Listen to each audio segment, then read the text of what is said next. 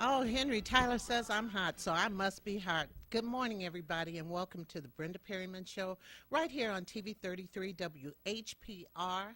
And as I said, or JD Hill said, I have Mr. Mike Duggan on this morning, and I'm going to interview him, and I'm going to interview him a while before I start taking calls. But I want all of you to indulge me because I'm going to read a bit of a poem that I wrote called Streetcar Memories in Motown Times. And if you're old enough, or even if you were a little kid like I was, you remember that there were streetcars in Detroit. And I want you to really listen to the words here and see if you could relate to any of it. Streetcar memories, a different day, a different time, remembrances nevertheless. City sidewalks, safe, free, clean, neighborhood pride, families. Mrs. Brown tells my mother on me because she could and Mama would listen. Walking to school unafraid, down Dexter, Grand River, or Gratiot.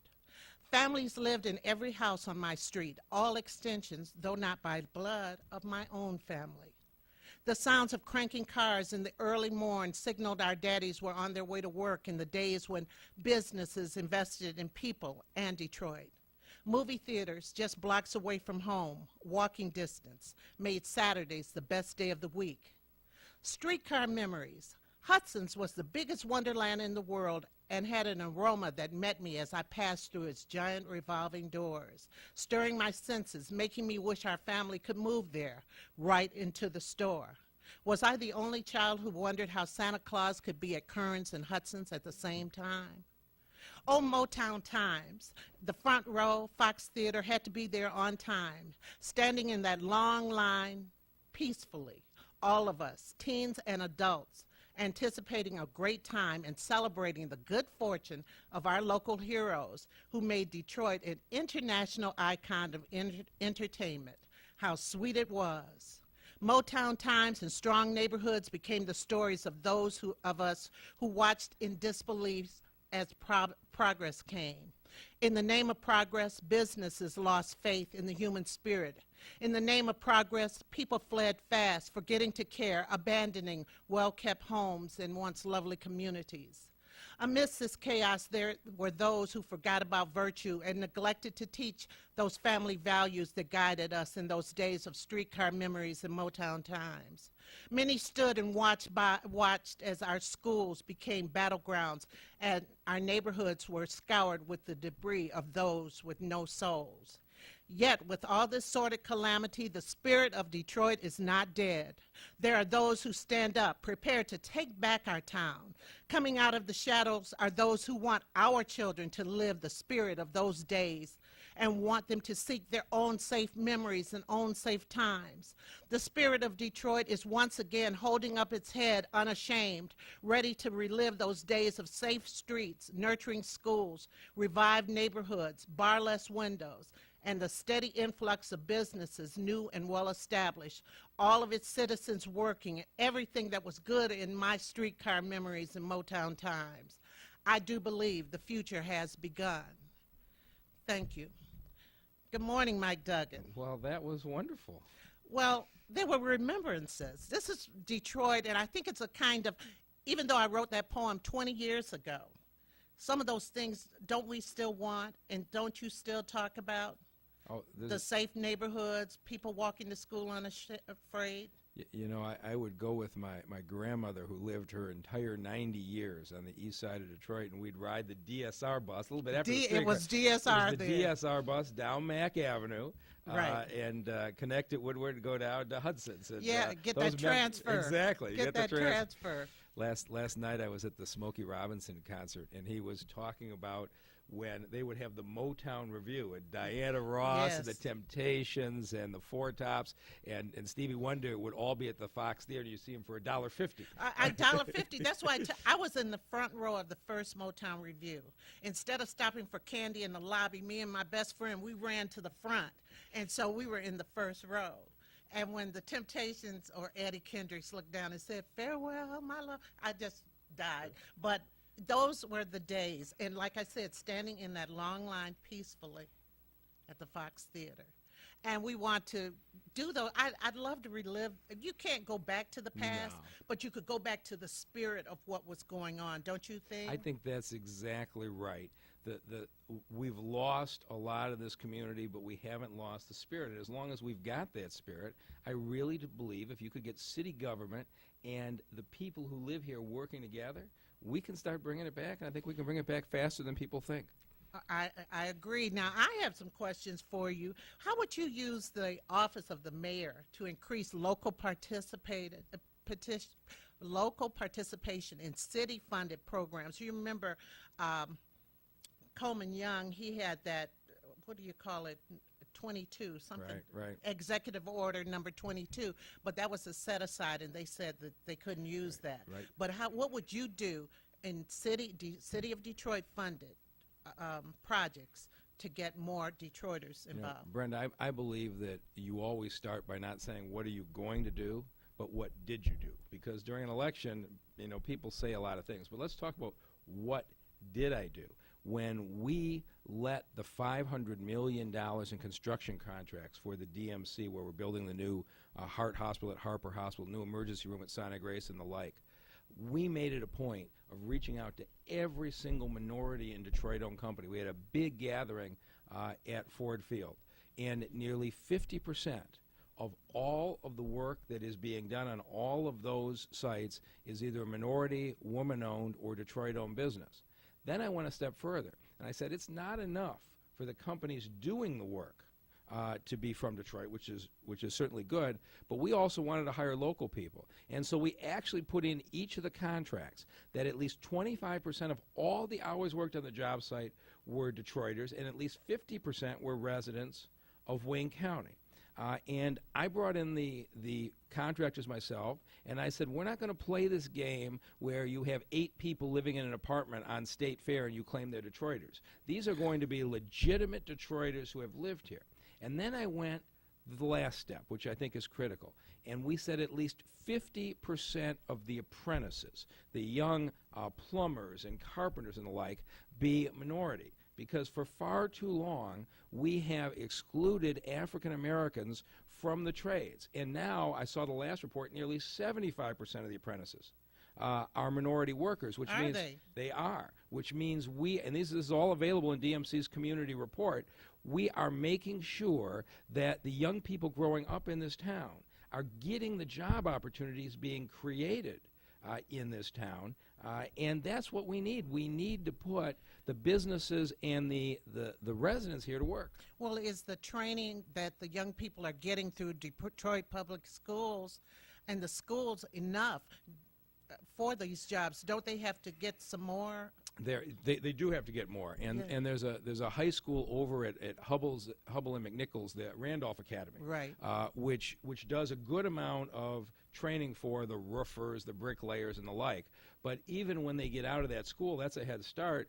But there is an entire apprentice program where the carpenters train their own future carpenters. Well, that used to be so family. Nepotism used to be alive and well in that. And that's what we have to change, is your uncle got you in. Well, of course, that didn't open the opportunities. And that's why we said on the DMC contracts that at least 50% were going to be minority apprentices, and we've done it. And so we've reached in. Some are graduates of the Detroit Public School High School, the Randolph Academy, but others are other residents of the city who just wanted a chance, and they will go through a multi-year program as an apprentice, and then they go become a journeyman. And you can make a very good living in the building trades. Right. Now, that's the DMC. So you think you can spread that out to the city? And so you're right that the set-asides were stopped by the U.S. Supreme Court. But there are still things that government can do that can legitimately support its local community. And just as I did at DMC, I am going to make sure that we use the maximum legal authority we can to direct our buying here, because we have every interest in making sure that every dollar the city of Detroit spends, if it's going to spend on contractors, if it's going to spend it on workers, we want to keep it in this town. Well, and we're going to do that. I guess the whole thing, it's all about fairness. And when I watched Martin Luther King's speech the other day, you know, they played the entire speech from top to bottom. And I watched it about 8 times. I DVR'd it. I kept on watching it, because it was a march for jobs and justice. And that's what I'm talking about, fairness. And that's what wasn't a long time ago, back in those days, even of my streetcar memories and Motown that's right. times. That's you know. right. You're right. And that's what people are looking for, and that is fairness. And what is your plan to reduce crime? Well, the first thing we have to do is we have to get the police to show up. Yeah. And I like a number of the things that Chief Craig has started off doing. We need to see the results of them.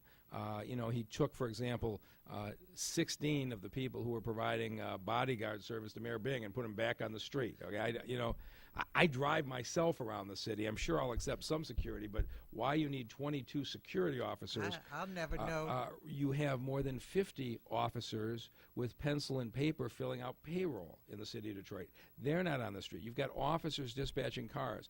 I think the first thing that we have to do is take our trained law enforcement officers, and where there are jobs that can be done by trained civilians at half the price, and are done by trained civilians in other cities, we need to move those officers back onto the street so that when you call 911, the officers show up.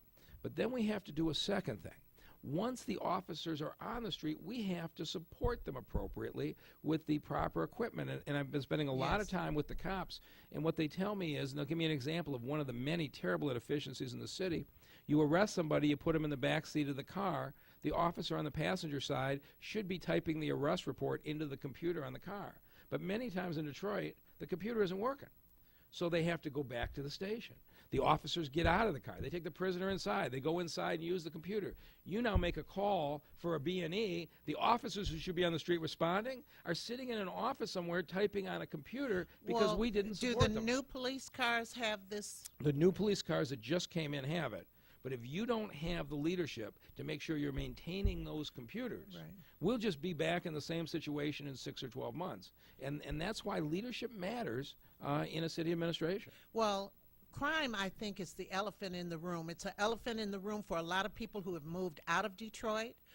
Another thing is these carjackings that have been taking place. It is just, it seems to be, it's a lot of nerve, number one, for somebody to come and take your car. You know, some people wake up in the morning and say, what am I going to do to break the law today? And this is what is so troubling is criminals are making a risk-reward decision every day. If I commit this crime, how much do I get from it? What's my chance of getting caught? What's my chances of going to prison? When I see people risking 5 and 10-year prison sentences for rusted-out 1990s cars, they aren't afraid of being caught. And we need to go back to doing what we were doing when I was in the prosecutor's office, when the criminals were not in charge in the city. And what I learned then was one police agency doesn't solve the crime problem. We attacked it as a team. We had the U.S. Attorney, the ATF, the DEA, the Detroit Police, and the prosecutor, and all of us agreed to the same principles and the same things New York and Boston did when they brought the violence down. Every single person who committed a crime with a gun was investigated, was charged, was locked up, and we sent them to the place where they get the most time. If they get more time on the federal side, we send them to the federal side. If they get more time on the county side, we'd send them to the county side. And then I would go out regularly meeting with parolees when they were let out of prison because I didn't want to wait till they committed a crime. I said to them, look, we may not have the resources to get everybody, but we got the resources to get everybody who commits a crime with a gun. And you need to understand, if you're found with a gun, you're going back to prison for several years. And we drove that violence down, Brenda, my last year, because we were all working together, not one entity, all working together. My last year as prosecutor in 2003, we had the fewest murders in 30 years. We know what works. I guess it goes back to the inefficiency that's going on right now with the police department where, like you said, they have to go inside and type, and they can't be on the street visual. And I think the criminals see that. And when you've had 5 police chiefs in 5 years, that has nothing to do with more cops or more people. It says instability. It does. And so we're going to make sure, and I think Chief Craig deserves a fair chance to succeed. I would have rather see the next mayor be able to pick somebody, but I think Chief Craig's doing a lot of good things. I think he needs a fair chance to succeed. But the thing I'm going to do is what I've always done, is bring in the U.S. Attorney, bring in the ATF, bring in the county prosecutor, bring in the state probation office, and all of us work together on a single strategy to bring down gun violence. Well, speaking of all this, what about stop and frisk? I'm troubled by what I'm hearing on stop and frisk. And here's what the law says. The law has said since the 1960s that you can stop and frisk somebody if you have reasonable suspicion they've either committed a crime or about to commit a crime. That's the law. And so stop and frisk should be based on your behavior. If you see two people behind a party store at 1 in the morning and you come across them as a cop, that's suspicious activity. You're entitled to stop and frisk them. If those same two people are walking down the sidewalk, you have no right to stop and frisk them because you don't like their appearance. And I think Chief Craig needs to clarify what he's saying. Absolutely. I think he does, because a lot of people are very upset about what they're hearing. And they're not, like you said, clarification. Communication is the basis of everything. And if I'm the mayor, stop and frisk will be based on behavior. If you are behaving in a suspicious manner, you want the police to stop and frisk Would it be them. called stop and frisk? Well, you could. If you saw somebody leaning over 3 cars in a row and making a transaction, that's suspicious behavior. Right. If you see those same two people standing in front of a house talking, you can't say, I don't like their appearance, I'm going to stop and frisk them. Absolutely. And that becomes profiling, and it's not constitutional. And that's something that people have to educate the police officers, too, on that, don't you think? Well, the police officers know the difference between stop and frisk for behavior versus appearance, and we need clarification, because I hope Chief Craig is not saying we're going to stop and frisk because of the way people look. Well, that would be very I think troubling. You need clarification, but I was watching this video about those 2 young men who were going in the Coney Island, and they had just gotten out of their car. They went into the Coney Island. The police officers pulled in. They followed them in and then said, what did you say when you were walking across the parking lot? And the guy said, what do you mean? Anyway, they got in a fisticuffs. Did you hear about that? I did not see that. Oh, it's on. It happened on, I think, the east side, and these were 2 college students. Mm-hmm. And take a look at it, because it's all online, and I think WJBK has it on their website. Okay. So all right. I'll check it out. Okay, what is your plan to increase businesses in the community other than, and I've heard you say some things on that, other than Midtown and downtown. I've heard you talk about on 7 Mile and all of this stuff, but which is fine. But, insurance rates, I think everything goes in together. Security, insurance rates, all of that. So, Brenda, I'm sure as you know, when I was the prosecutor, I started a program where we started to seize abandoned homes in neighborhoods from the owners who walked away from them, and we took title because they left those houses a nuisance and sold them to families that wanted to move in. Then, the last thing I was doing in my last few months as prosecutor, I started to seize vacant storefronts on Mack Avenue, on Gratiot, that people had abandoned, to turn them over to businesses. And this is where I think we need to start. The economy of the city of Detroit is not going to come back with auto companies bringing us 5,000 jobs. It's going to come back when lots of entrepreneurs start lots of small businesses, and they grow and they feed off each other. That's how great cities are growing today. When I look at the vacant storefronts on McNichols and Van Dyke and Grand River, when I see those storefronts, I see business opportunities. Just as I was taking those buildings from the people who walked away from them as prosecutor, we could take those buildings. We could make them available to entrepreneurs for $1. We can take the business permitting processes that are driving businesses out of this town, and just like I took a 3-hour emergency room wait at DMC down in 29 minutes. That was amazing. Right. We'll take the process apart so you can get your permit. And then, I don't know if you saw today, but Comerica just announced their award on their hatch program. To the brewing company. Exactly. Batch brewing. So Comerica does this hatch program. They give $50,000 to one company a year, and hundreds compete. I'm talking to the foundations about creating a $10 million fund. And I want to have quarterly awards for lots of companies so that we can create a city where we've got the space for you in the storefronts that used to be businesses. We'll help you through the permitting process. If you've got a sound business plan, we'll have a means of financing so you can start your own company. I want to make Detroit the city where when you're 15 and 16 and 17 years old, you're thinking, I'm not going to grow up and work for somebody else. Right. I'm going to grow up, be my own boss, start my own business, do what you've done.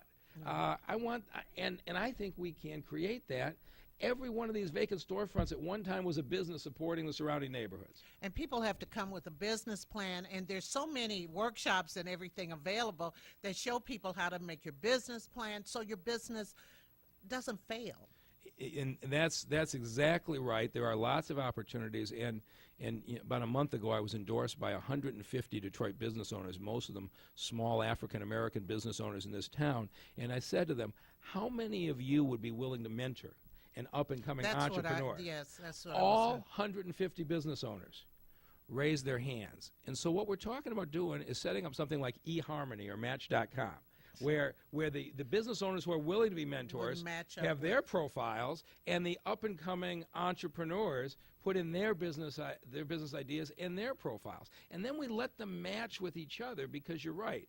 I mean, we don't want to just be putting people in buildings who are going to fail. We want people to have sound business plans. We want to have people guide them through a process who've already made their mistakes, but also make sure that they've got capital available. That's how we're going to bring this economy back. Well, last week on Table Talk, which is my afternoon show, and you've agreed to come on one of those, one of the callers called in and asked, is it Mike Duggan or Michael Duggan? You know, what is it?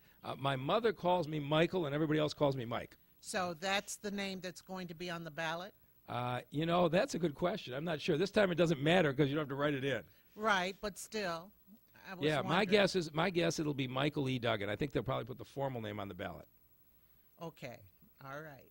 Now, what do you envision as being your most recognizable improvement in the city of Detroit in your first term if you are elected mayor? I'm going to do three things at once. We're going to cut the police response time, which we've talked about. We're going to demand repair performance on the street lights so the street lights start to get on. And then, to me, the most important thing may be to go back to what I was doing as prosecutor in taking an entire neighborhood at once and seizing the abandoned buildings from the owners. We have a lot of buildings in this city that have to be demolished, as everybody knows. But there's a lot of abandoned buildings that don't have to be demolished. Brick buildings, still structurally sound.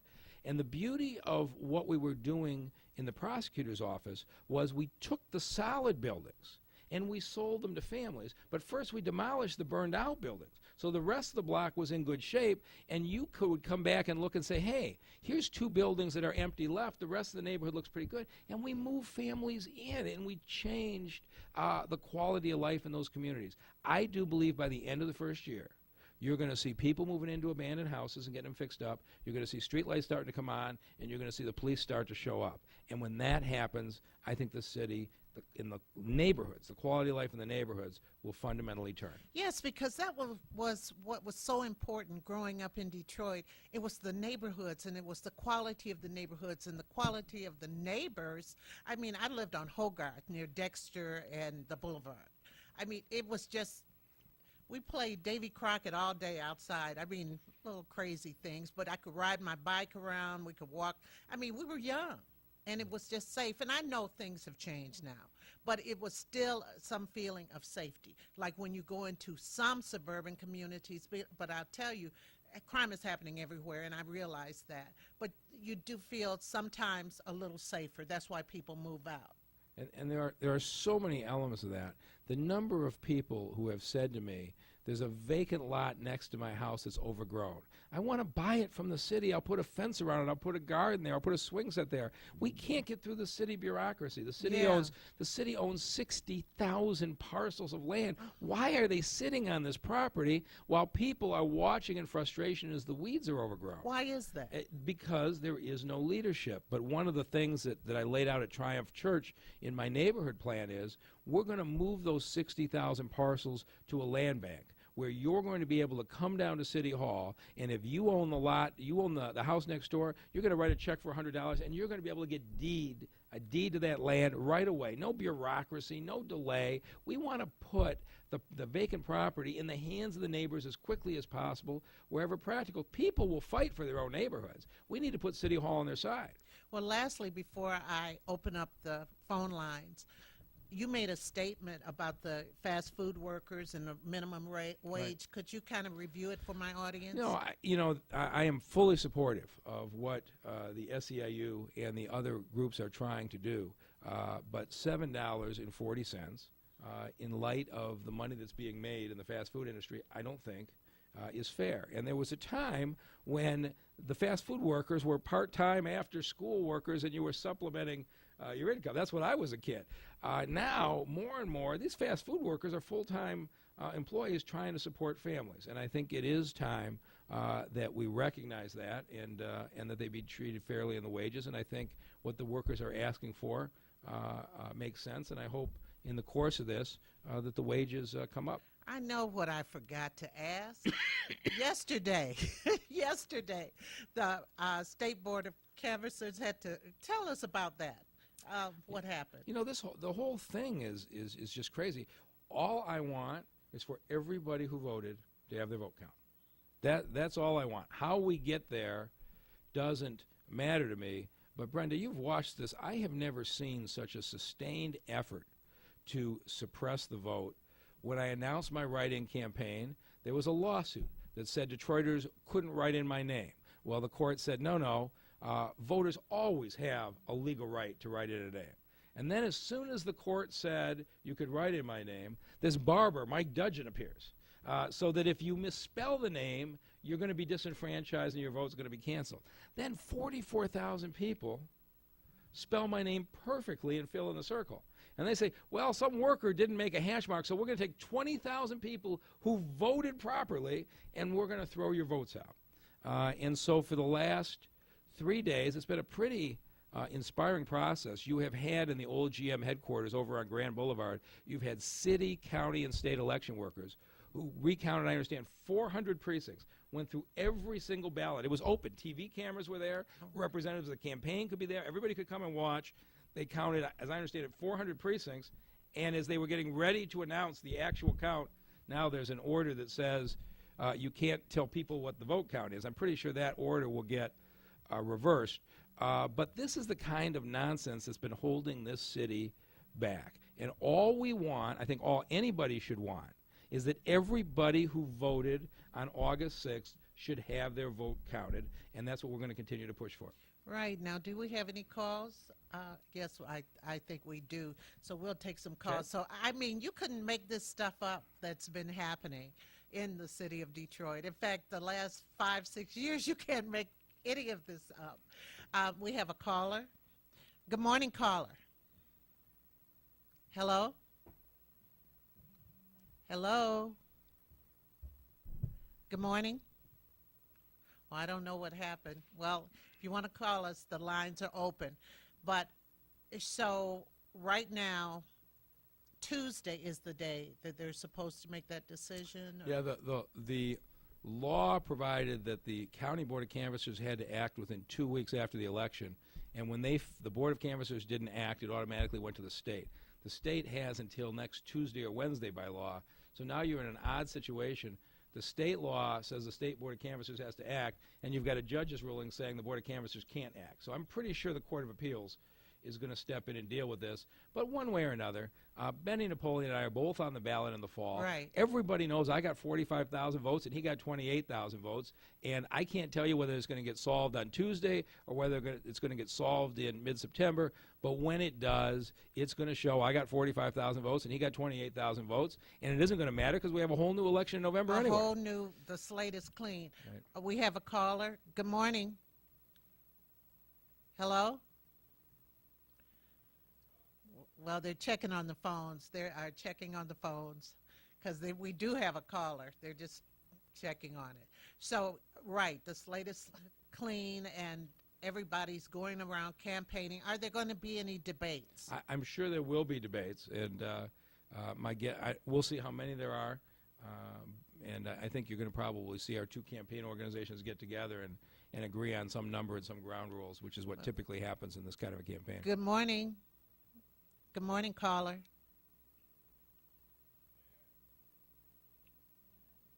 I don't know.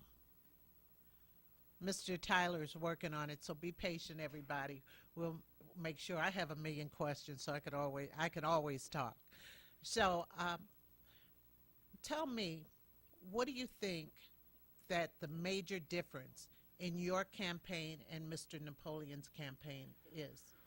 Well, I don't spend any time criticizing or talking Not about criticizing, my opponent, but Brenda, let me just tell you about my campaign. Yesterday, I did my 202nd house party. Oh my God. And they started out with 3 or 4 people in living rooms, but of course I've been in living rooms and backyards, and more recently more and more of them are being moved to church halls and open fields. I had one over on the east side over the weekend where they cut a vacant lot, and all the neighbors brought out lawn chairs on the vacant lot to have the neighborhood conversation. And then the day before yesterday, I was over at Livernois and Puritan where the state is doing all this demolition, and we had 300 people out at an outdoor tent rally, and I got a chance to see the demolition program, which I have some problems with. But the size of the crowds is growing, and the thing I knew from the beginning is that the racial division in this country and this community is very real, and its roots are centuries old, and I was never going to get past it with 30-second TV ads. And so I just started going living room to living room across the city. People thought it wasn't, I was crazy, but eventually the crowds got pretty big, and I think you saw it pay off in the August primary. But I do think that's what's carrying me. Do we have? Good morning. Good morning. Can you hear me now? Finally, Good morning. finally. Good morning. Oh, well, isn't that wonderful? Hello? Now I can't hear you. Oh, you can't hear me? Yeah, I hear you now. Oh, okay. Okay, I've been listening to your guest there, and I have a couple of questions. Or the last thing he said, that when the count was recounted, or they said that then Napoleon won, the first thing that Mr. Duggan said was Benny Napoleon had something to do with that. Now, we all know that Benny Napoleon did not count votes. They had nothing to do with that. Number two. Okay. Let me have Mr. Duggan answer that allegation. May I? Well, yes, but just a second, please. Okay, sure. And so everything is going to come out in the course of this, but there has been a sustained legal strategy against me from day one. First, to sue to keep people from being able to write in my name, then to line up a barber who had almost the same spelling of the name, and then to try to not certify the 20,000 people who voted for me. And if you look at what about what she just said? So if you look at the financial statements of Detroit Forward, the super PAC supporting Sheriff Napoleon, it was paying the legal fees of Tom Barrow's and Robert Davis's attorneys throughout this process. And so I do believe that there is a concerted legal strategy to keep these votes from being counted. But I'm going to let the process sort itself out. And I think people can gauge for themselves who gains from all the shenanigans that are going on. Ma'am, and your next question? Let me just say that Tom Barrow has been fighting for us for a long, long time, and it just not started. The other question I had, just let me make that clear. Now, let me just say this. Ask him. Now, we have a regional chamber of commerce in every other city, and when Coleman Young was the mayor, we had a Detroit Chamber of Commerce, period. Now, at the end of his reign, and he talked a lot about it, that the suburbanites were coming in here and organized a regional chamber of commerce, and it should not happen.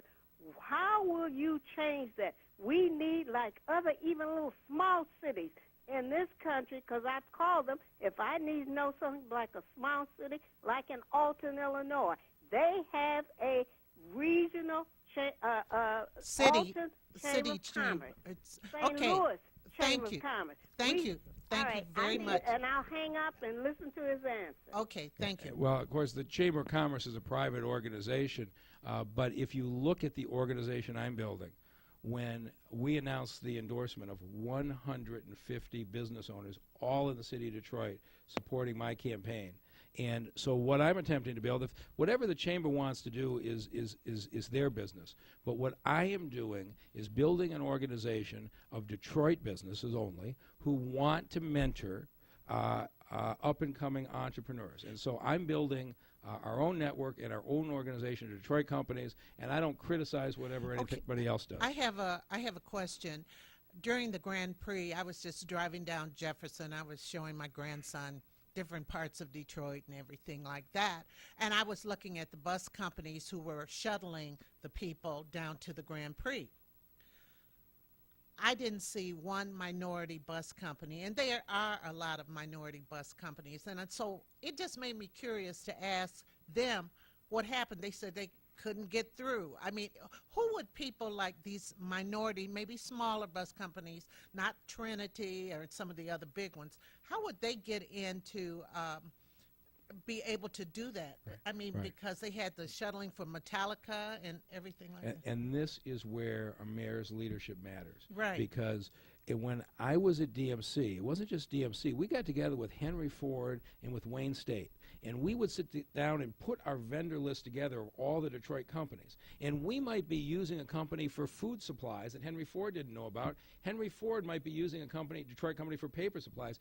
We traded these names with each other with recommendations and bought a lot more here. So who do the people go to? So what I would say is when I am the mayor, I am going to be an advocate to anybody who's doing that. And I don't know what the process was in the Grand Prix, but I will make it a point when we sign a lease between Belle Isle and the Grand Prix to make sure that the operators of the Grand Prix reach out to local companies. And so I don't know what the process... That's important. Right. That's really, really important to help. You're talking about giving people a leg up, help these smaller companies get a leg up. And this is what leadership in city government can do. I have no idea what the Grand Prix process was before, but by next year, there's nothing that stops us when we say to the Grand Prix, here's the lease between Belle Isle and the Grand Prix, and we would like you to maximize the use of Detroit companies in these areas. We can advocate for that. That's what good leadership does. Okay, next question, caller. Good morning. Is that me? Good morning. Good morning. You know, we are going about this all wrong. Politicians are not leaders. They are employees. And when you start talking to them like they are leaders, they really are hiring you, and you wind up being a sucker and a servant to them.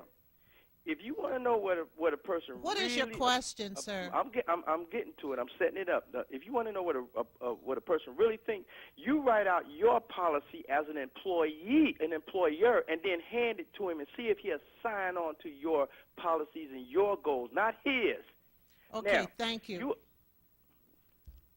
As far as, well, the buck has to stop somewhere. Right. We're talking about leadership. Doesn't the buck stop with the mayor? And I am asking the people of this community to hire me. There's no question about it. And this conversation As an employee, is part of a job interview. And so you are going to make a decision. Is my work history and what I've accomplished at DMC and the prosecutor's office and the like, and my ideas for the city, is this who you want to hire to work for you for the next 4 years? And I agree with the caller from the standpoint that this is a job interview, and I'll be working for you, but it is not the kind of thing where the average voter writes out their plan for the city and sees if you agree with it. The way elections tend to work are the way CEOs are hired at companies. You come in and say, here's my vision for why I think Detroit is not as far away from being turned around as you think. You listen to my vision, you listen to Sheriff Napoleon's vision, and you hire whichever one of us you think will run the city better. Right, because I will be interviewing Sheriff Napoleon down the line also, and I will be asking the same questions. And somebody, though, I mean, if you've ever worked in an organization or for public entities, somebody, the buck has to stop with somebody, Right. even though that person is working for the citizens. Right. Because, I was in public education. Next caller. Oh, she said, hold on a minute. But, so, good morning. Hello? Good morning. Good morning. Good morning. Yes, who am I speaking with, please? This is Kenny from Hi. Detroit. Fine, thanks. Can you hear me? Yes, I can. Okay. Right now, I think the callers should be able to express what they have to express with all due respect. Well, to we have a Mike lot of and we you. have a lot of callers, so I want to, just Well, get see, the question out and Right, everything. the question is, my thing is, I'm not voting right now because I don't have a dog in the fight until somebody show me that they're going to do what they need to do in the community, not downtown. I've been here almost 60 years. I hear voices, I hear politicians say what they go do. They get in office, they do a little bit, and then we fall back. I agree with the that. backside. So, what is going to be done in our community, like on the east side, to clean up a lot of that stuff that we need to be cleaned up instead of just a voice saying. Like I said, I don't have a person in the fight right now. But I'm trying to see which way direction I want to go. Did you have a I've been voting all my life, and this is the first time that I feel I don't want to vote. So if you can answer what we're going to do to help us in the community, the grassroots people and residents, as far as for taxes, that's where the problem came in, the residents. So if I can respond to that. So what you're saying is exactly right.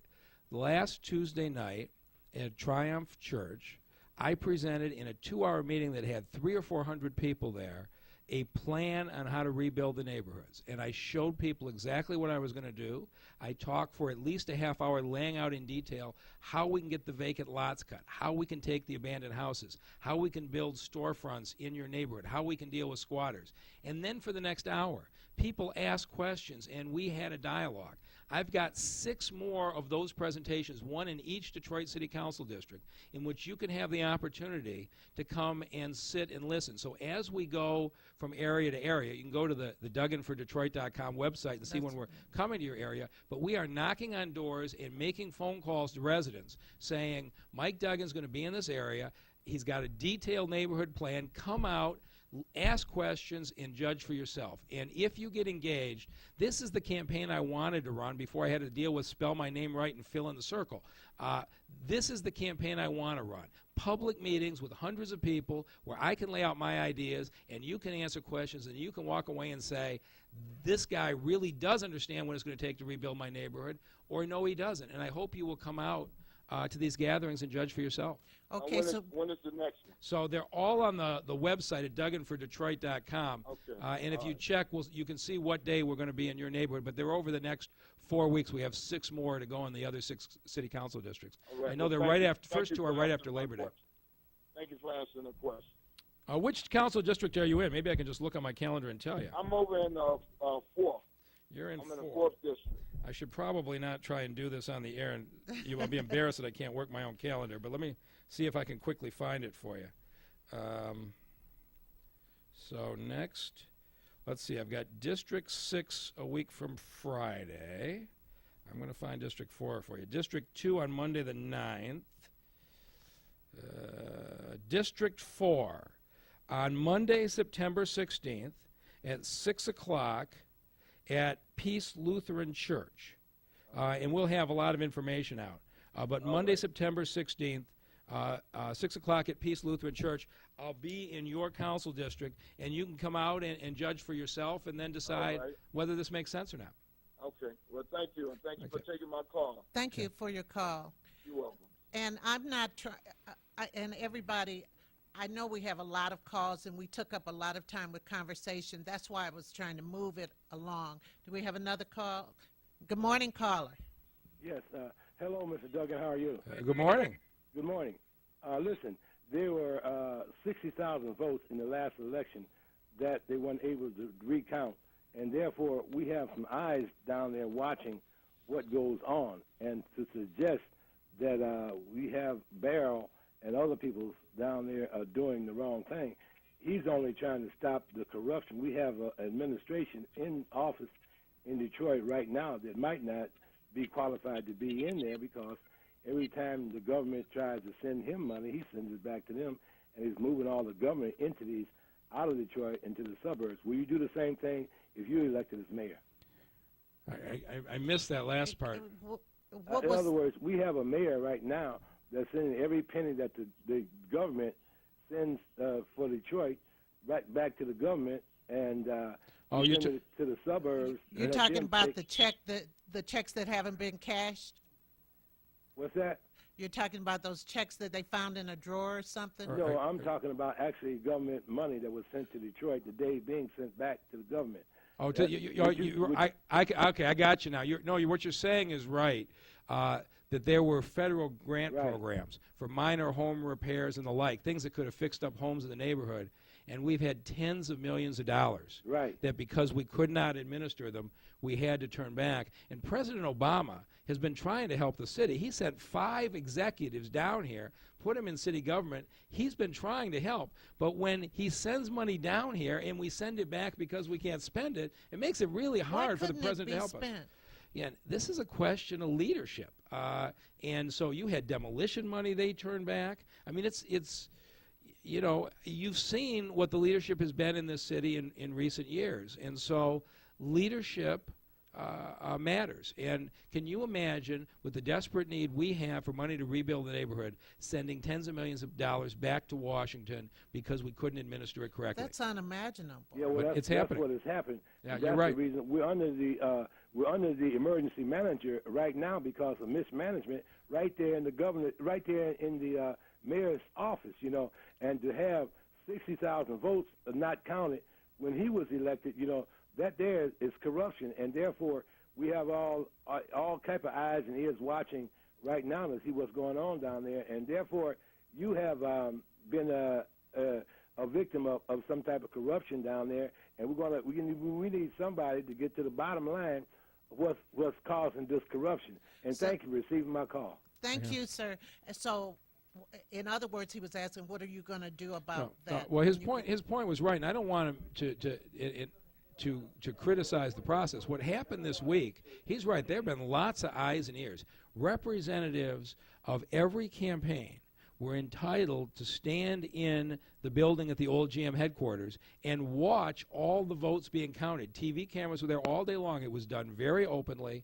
They counted 400 precincts. And so I'm not criticizing what happened this week or the fact that every campaign was entitled to have eyes and ears there.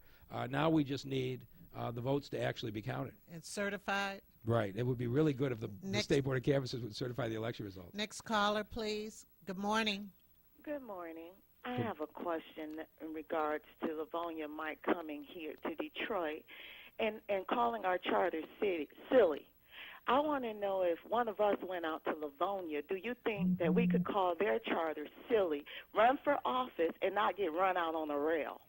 I have never called the charter silly, but this is the nature of what's gone on in this campaign, is that we don't say, here's Mike Duggan's neighborhood plan on taking the abandoned houses and cutting the vacant lots, I'm for it or against it. Here's Mike Duggan's record in driving down violence in the prosecutor's office, I'm for it or against it. We make up this stuff saying, you said this and that's bad, and that's just not the right way to campaign. Let's talk about our ideas, and let's talk about our records, and let's stop this nonsense. Do you think any one of us could go out to Livonia and run for mayor in Livonia? Yeah. And be accepted. We will see what the voters of this city decide. That's the great thing about democracy. I was born in this city. I lived here as a young boy on Stansbury near Fenkel and Schaefer. I went to high school at Catholic Central when it was on West Outer Drive. And I've worked in this city every day for the last 32 years. And I can tell you the 14,000... You seem to have a bitterness about having have us to write your name in. There's no bitterness. But the fact of the matter is Tom Barrow was upholding the charter of our city. What will you do to make sure the charter is upheld and the law is upheld? For instance, shouldn't Janice Winfrey be an issue for you? Yeah, nobody's had more problems with the clerk than I have. If they had just told me to hold my petitions for 2 more weeks, we wouldn't have had a write-in in the first place. But what I am going to do is what the mayor is supposed to do, which is what I've done every place I've been, which is uphold the law. The courts are going to sort out all this different election stuff. It's going to sort out, and the votes are going to be counted. I'm not going to get into the name calling and choosing sides between it. I'm going to let the process play itself out, and I'm confident when everybody's votes counted, the results will be clear. Okay, thank you. Next call. Hello. Hello? Hello. Hi. How you doing, Miss Perryman? Fine. That's good. How you doing, Mr. Duggan? Good morning. That's good. Mr. Duggan, I'd like for you to go back into that computer and find out for District 1, when are you going to come to District 1? All right. And then my second question will be to you is I need the address to your office on East Jefferson. Yeah, my office is on the University Square building right next to the IHOP. I can't tell you the address off the top of my head. It's the old Obama campaign space on the 5th floor of the University Square building. District 1 is at noon on Saturday, September 28th at Godland Unity Church. So over there, it's off of Schoolcraft, if I remember correctly. You said Godland? Godland Unity Church. That's Reverend Coleman's church. And we'll have the details on it. But What street? It's all, you can see it from 96 as you go by. It's off of Schoolcraft. I don't want to guess it. Somewhere in the Los or Evergreen area. Okay, that's fine. That's good enough. But okay. noon to 2, Saturday, September 28th. You said from 12 to 2? 12 to 2, Saturday, September 28th. Okay, thank you, and All you right, have a you're great welcome. day. Thank you. We have time for one more caller. Good morning. Good morning. Good morning. Hi. Hey, Mike. Good morning. Good morning, Mike. How you doing? I'm doing fine. How are you? Fine, Mike. I want to know when you gonna be at the Tower Center up on Grand River, and The Tower Center on Grand River in Greenfield. yeah, We have a headquarters there. Our west. yeah. And I got one more question to ask him. Okay. Hurry. Can he get me in real quick, Mike? Okay, you mentioned about the lights. Okay, after election, how long will it be before you start that about the lights? And I hang up. We're going to start right away. And so here's the thing on the lighting. A lighting authority has been created, and over the next 5 or 6 years, it's going to replace the old poles and the old wires. But we can't wait 5 or 6 years to get the lights on in this town. And so what I intend to do from my first week is sit down with the repair crews, make sure they have the equipment and the resources they need, but we need to establish a standard of an average of 5 days repair. For the average streetlight outage nationally, 5 days is when it's fixed. And I want to make sure we're going to hold our repair crews accountable for prompt repairs. And so the real fix will come in a longer period of time, but we're going to start getting those street lights on even in the first 3 to 6 months that I'm there. Well, that's great. Well, we have to wrap up now. This time went by fast. It seems like we talked about a lot of things. Yeah, this has been great. We've talked about a lot of things. Sorry I couldn't get to more callers. Mr. Duggan, good luck to you. Ms. Perryman, thank you so much for having me. And thank you, and we'll look forward to having you on Table Talk. And everybody, join us this afternoon on Table Talk with Brenda Perryman at 1 o'clock. We're going to talk about some things that have been going on locally and a few things nationally. But then we're going to get into some things about the president's speech and Martin Luther King's speech and some other things that I think all of us can relate to. So see you at 1 o'clock, and then see you once again next Friday morning at 9 o'clock.